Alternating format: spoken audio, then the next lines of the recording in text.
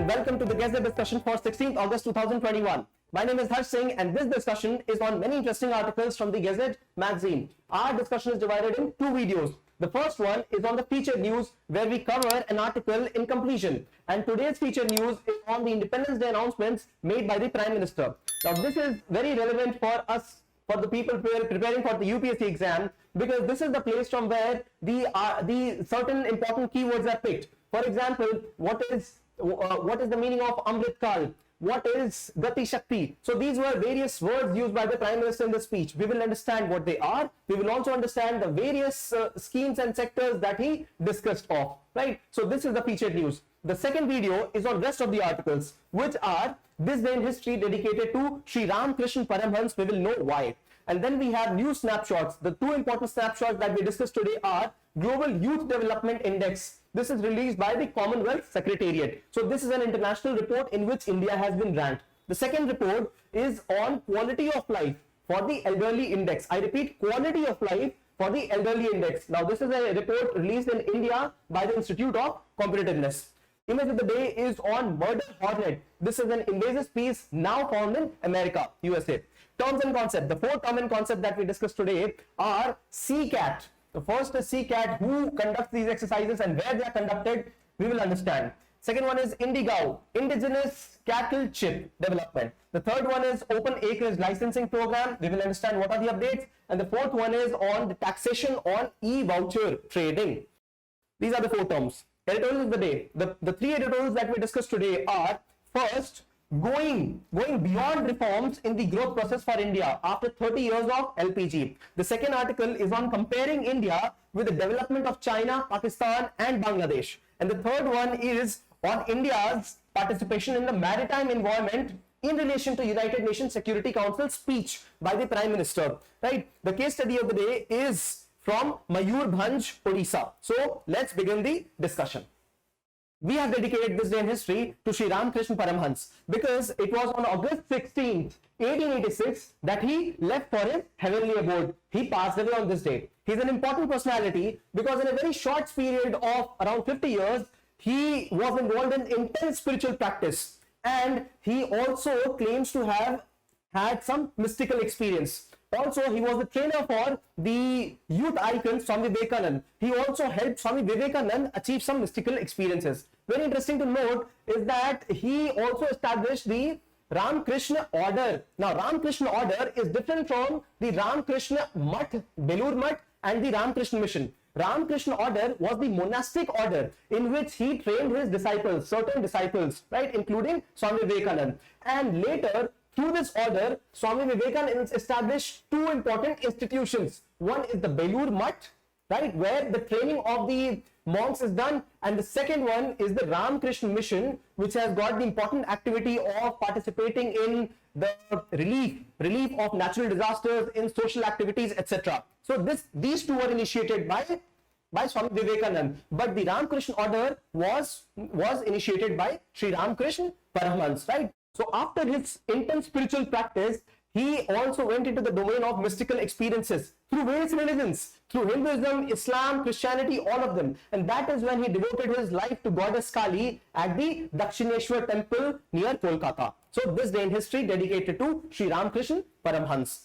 The first snapshot is on Global Youth Development Index. This is a very important report because considering India's half the population is under 25 and 2/3 of the population is less than 35, this report has ranked India at 122nd capacity out of 181 nations. So India stands 2/3 from the top, right? 66th position in 100 countries. Now, how good is it? It is for you to evaluate, right? However, India has made certain improvements in this sector in the Youth Development Index. Before we get into the index, what are the updates? We must know what this index is about. So firstly, this index is released by Commonwealth Secretariat, right? Youth Division. Also, the data is only up to 2018. Why? Because this report was scheduled to be released earlier, but because of COVID, this report got released late, right? So this is first thing, released by the Commonwealth countries, and after that, this report includes 6 important parameters. Now, HDI has 3 important parameters. What are those? One is health, education, and the longevity. So these are the three important parameters. But if you want to have various quality of life parameters, you must include peace and security, political and civic participation, right? So these are important. Employment. So these are other important categories which this index has included for understanding the youth development. So the updates here are, first, this report talks about the top rankers. So the top ranker country by default is one of the developed countries, Singapore. Bottom rankers, countries like Chad, CAR, South Sudan, Afghanistan, Niger. Now you must note, these are those countries where we have had conflicts, we have had shortage of food, we have had issues because of migration. So these are those countries. However, we do see that these are the countries, some of them are top improvers as well. For example, Afghanistan, right? Ethiopia, Burkina Faso, poorest of the poor countries, conflict-ridden, however, top improvers. But why? Because gaining on these parameters is very easy, right? One can make strides if they put efforts. Now, the statistics for Afghanistan that you see is only pre-COVID. Now, during these turmoil times for Afghanistan, Afghanistan again will lurk into darkness, also for youth, right? So, greatest decline. Now, these are the countries where you see greatest decline: Syria, Libya, Jordan, Lebanon. Now, these are the same countries where conflict is also going on. Conflict for resources, conflict for power, conflict for survival, right? So, greatest decline and top improvers. You can very well see the impact of putting efforts, right? India is one of the greatest top improver countries according to this report. You should also have a look at this map, right? This map shows the regions which are from light blue to dark blue in color. The darker blue talks about very high quality of life here, right? And the lighter is the lower ones in the index, youth development index. So lower ones are largely Africa. India has also got the light color. The dark blue is for countries like America, Canada, all the European OECD countries, right? Some countries in South America as well, right? Now the major issues because of which people have either gotten below in this rank or above are child marriages, substance abuse, pregnancy at child, right? So these are the various updates about the youth development, global youth development index, or this is released by Commonwealth Secretariat. So please remember this. Snapshot 2 is on quality of life elderly index. Now this is an index which is very much relevant with the one we just discussed, the one on youth, because if the youth is empowered, we will have empowered elderly as well, right? And this is where this report has been released by India itself. That was a global report. Please don't confuse, this is a report released by India itself. This was released by Economic Advisory Council to the Prime Minister. However, this report was created by the Institute for Competitiveness. Now, do you know that 50% of the elderly are abused at some point or the other? 50%. And do you know that India's elderly, which are around 10% of the population right now, we will be 20% of elderly population by 2050?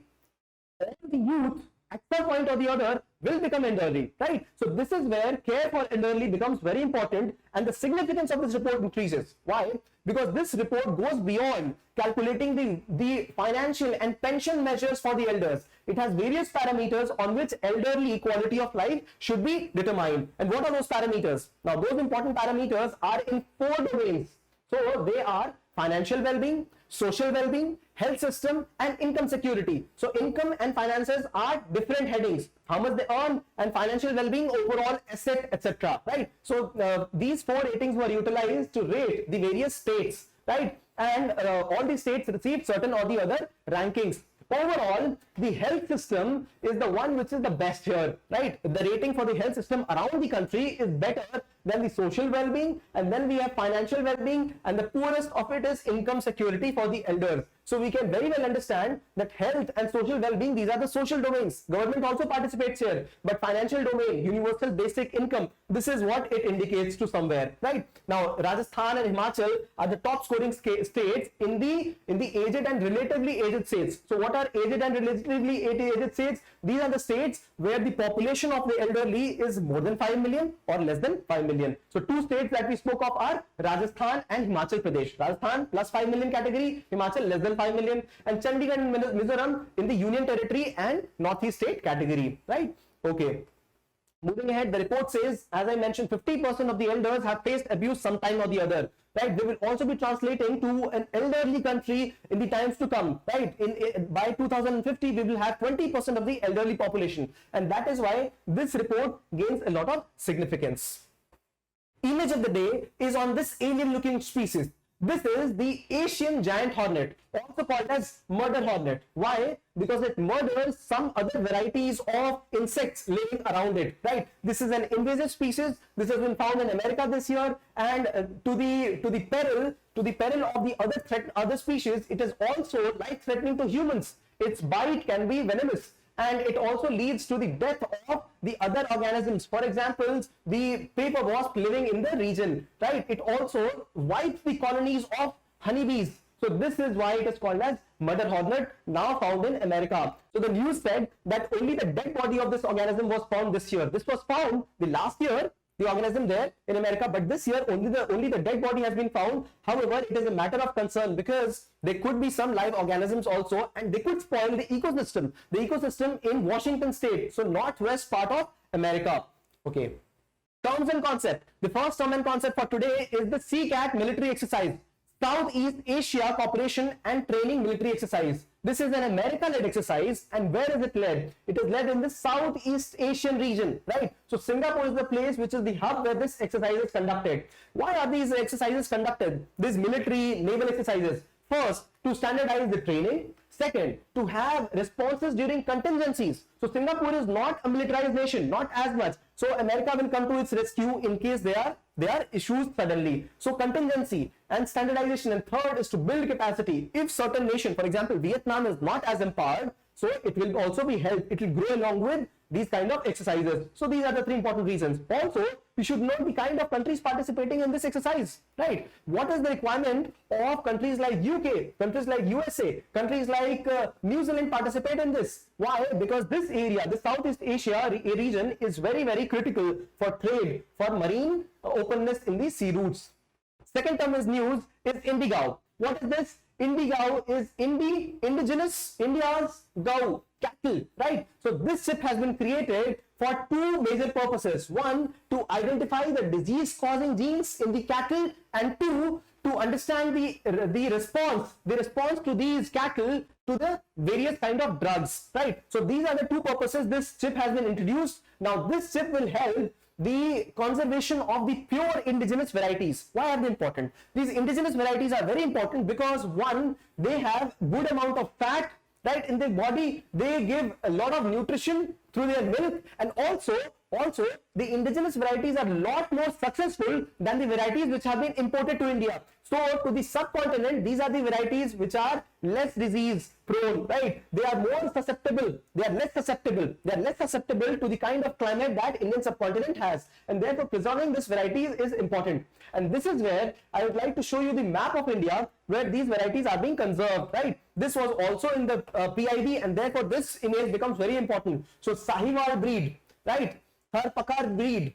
Then we have Kankrej breed, Gir, Ongol, and Kangeam. So these are the various breeds India is trying to preserve through Indigo. And please remember, because there could be a match of the following question somewhere or the other, right? This is the place from where the examinations would pick up questions from.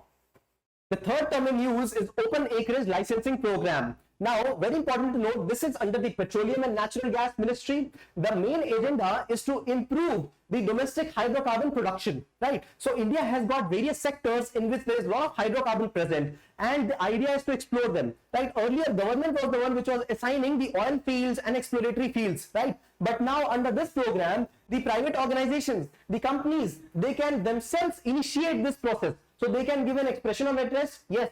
For example, NTPC, for example, Reliance, Adani, they can go ahead with the government and say that we are expressing interest in exploring a particular area for the hydrocarbon exploration. So the government later will have the bid conducted for that region. Now that region will also be determined by the company itself. They will say we want this certain sector, right? This area will not be dictated by the government, and the government will later conduct bid for that particular area. If the other organization, if suppose Reliance had this expression of interest and later Adani comes and says that we will pay you more, we will pay the government more for licensing this area, then Adani will get this. So this is how this bidding is done, but that is why this is Open Acreage Licensing Program, Open Acreage, right? This is also helping the private sector boost the production of the hydrocarbons. Also, earlier we had NELP, National Exploration Licensing Policy, and now we have HELP. So the prime difference between them is the model in which revenue was shared. In NELP, the profit for the government was very less. Why? Because this was on profit sharing model. So in profit sharing, the private organization which is trying to explore the hydrocarbons, they would not declare a lot of profits, right? There would be corruption, there would be other issues also, because of which the profit was diverted, right? Administrative expenses, they would be high, and government would not receive the profit because profit would not be there. But now in the revenue sharing model, in the HELP, the government gets the part of revenue, the total sales, right? Total sales, a component of it will be for the government. Profit, government will not bother. The private company has to bother about its own profit. So this is the update about it. Also, one important thing, NELP and HELP, one important difference was the exploration of the various hydrocarbons. For example, coal bed methane. And then we have various gases, right? So gases were traditional forms, and coal bed methane was later introduced as one of the forms of hydrocarbons. So the private company would have to take licensing separately for gases, another one for coal bed methane, etc. And now in HELP, we have one license for one area. So this becomes very easy for the organizations as well, right, to participate in this kind of program. The fourth term in use is e-voucher trading. What is e-voucher? E-voucher are the kind of vouchers that we receive online. So if we receive an SMS saying that we have 3,000 rupees of digital cash, this will not be converted to cash, but 3,000 rupees we can purchase anything from Amazon, right? So this is what is e-voucher. Now the news update is that there are a lot of companies which trade in e-vouchers, right? To promote their own website, they will pass on these e-vouchers. So the government has said that they will be levying 18% of tax on these e-voucher as well. So this is the update about this news. The organizations which levied this tax on these e-vouchers is Authority for Advanced Rulings. Editorials of the day. Today's editorials are very, very, very important. Now the first editorial is on the growth which has to go beyond reforms. This is in context of the LPG reforms that happened 30 years from now, right? 1991. So the article says, first of all, takes us into the field of those 1991 era and reminds us of what kind of reforms happened. And then it speaks of the growth.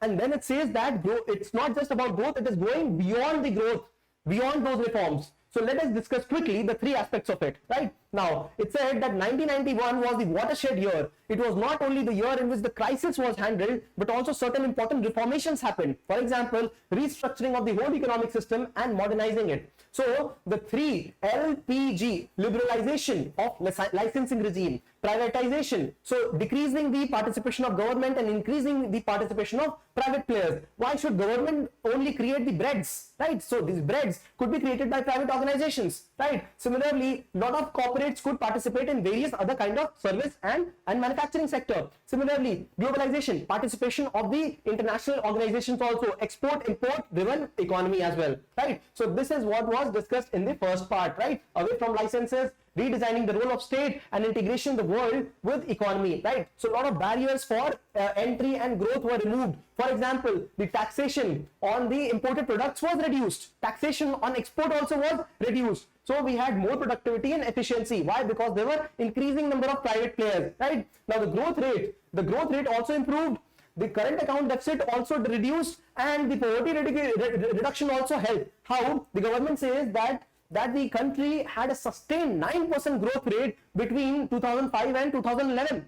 So you can imagine 9% growth rate is a very, very phenomenal growth rate, and this is what is the proof of the reforms. Current account, right? Trade, services, foreign reserves, they all increased. Trade also increased, and services, the kind of services that we deliver abroad, that increased, and that is what saves the current account and makes it positive at some times, right? So because if you consider only trade means trade in items. So we are the net importers. But when it comes to current account, that means the services are also taken into consideration. The services of export, the export of services and import, we export more services. So this is how the current account becomes nullified. That means we have a good current account, right? We are not just the net importers.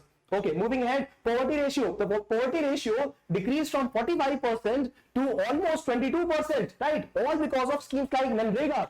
right? Rural Employment Guarantee Scheme and food security. So this is what the article says. However, the reforms is not just about the growth, not just about poverty alleviation. Reform also needs investments. Investments happen when there is social cohesion. So this is where three important inputs are given by the article: increasing investment, having social cohesion, and having equity in distribution of resources.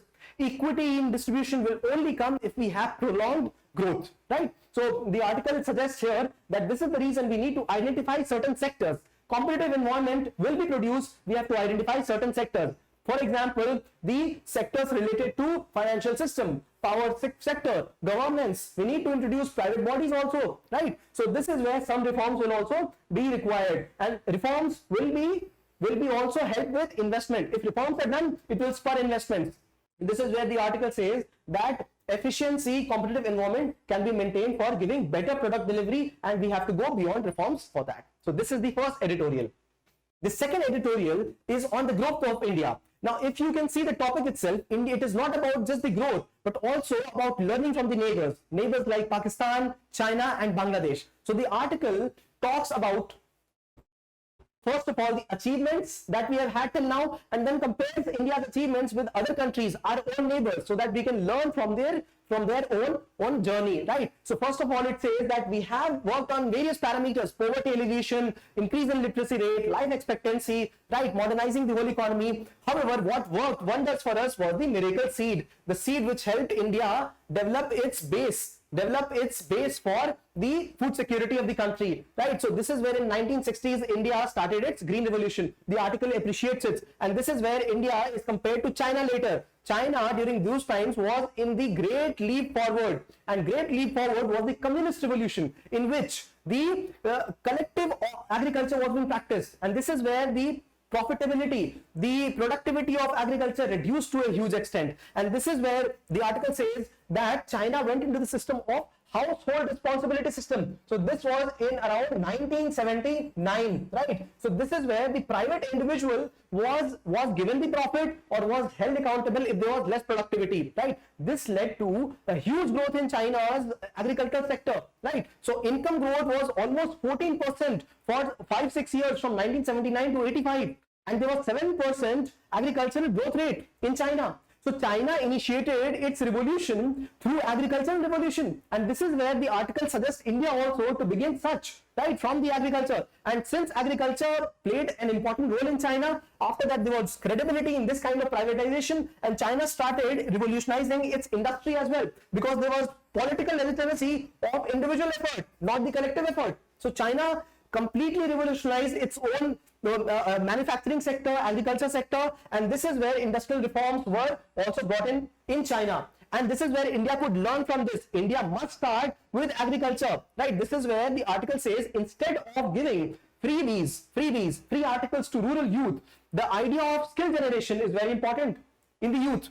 So agriculture, skill generation, and the third where article again appreciates China is about the population control. So China had enforced coercive measures for population control. The article says that something like this may not work for India, but what will work for India is girl-child education, right? Girl-child education is very important because this is how the population of the country can be handled and managed in a very, very sophisticated and family planning oriented manner, right? So the article suggests three important things: agriculture development, because this is how China also began. The second is the skill development instead of giving freebies, and the third one is girl-child education. So do remember this. The article also compares India with countries like Pakistan and Bangladesh, but these comparisons are not as effective as China, because we have to look at the country which has gone far beyond in terms of growth, although India and China began at the same time, late 1940s.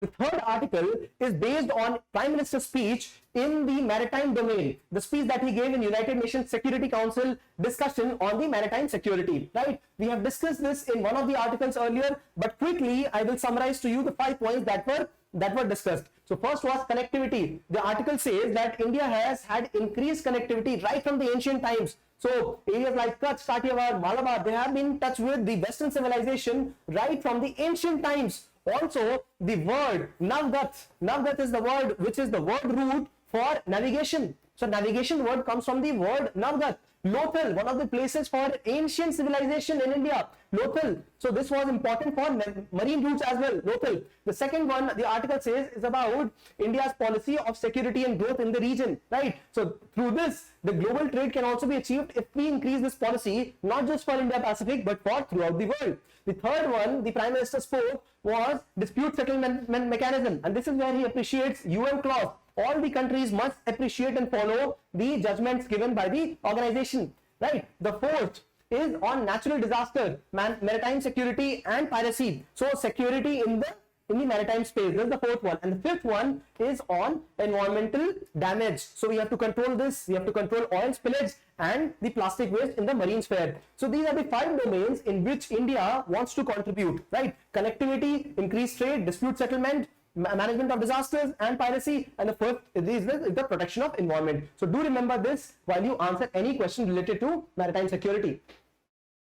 Case study of the day is on sabai grass. Now this is sabai grass. This is grown in degraded land by the poor people, right? Because in the richer land, different kind of crops are grown. But sabai grass is also very useful article. So sabai grass, when it is dried, it can be made into water-resistant ropes. These ropes are very, very good in quality and they survive for long. And lately, the people in Mayurbhanj, especially the women, they started an organization and they started to diversify the products. So not only the ropes, they started to create furniture, bags, boxes, mats, all of them, right? The best part about these kind of entities is they are biodegradable, right? They are environmental friendly. They also reduce the usage of plastic. And this is where the marketing came into place, right? They could not market their products. And this is where the organization Odisha Rural Development Marketing Society came into play. And now Odisha sells a lot of these products. During COVID times, the development of the sabai grass into various products has been a game changer for the tribal communities in Odisha. So this is a great study for understanding how the self-help groups and the marketing of these kind of products, innovative products through natural means, right? Sabai grass